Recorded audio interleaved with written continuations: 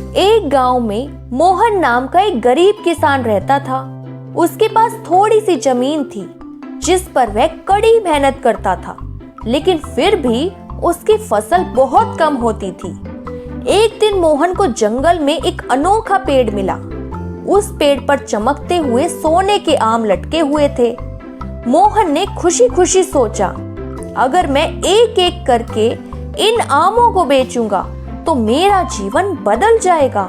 मोहन ने पेड़ के नीचे खड़े होकर उससे कहा, ओ पेड़, क्या तुम मुझे एक सोने का आम दोगे? पेड़ ने धीरे से हिलकर एक सोने का आम गिरा दिया। मोहन ने वह आम बेच दिया और उससे मिले पैसों से अपने परिवार के लिए खाना और कपड़े खरीदे। अब मोहन रोज जंगल में जाता और पेड़ से एक सोने का आम मांगता। कुछ दिनों में मोहन का जीवन बहुत सुधर गया। उसकी गरीबी दूर हो गई और उसका परिवार सुखी जीवन बिताने लगा।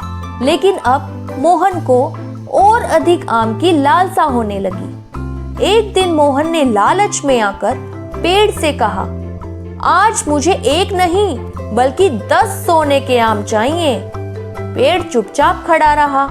मोहन को गुस्सा आया और उसने पेड़ को काटने की सोची ताकि सारे आम एक साथ मिल जाए। जैसे ही मोहन ने पेड़ पर कुल्हाड़ी चलाई, पेड़ ने कहा, लालच का परिणाम हमेशा विनाश ही होता है। पेड़ धीरे धीरे अदृश्य होने लगा और उसके साथ ही मोहन के पास जो भी धन था सब गायब हो गया। मोहन को समझ आ गया कि उसने अपनी लालच में सब कुछ खो दिया है। लेकिन तभी पेड़ की आवाज आई, मैं तुम्हें एक और मौका देता हूँ।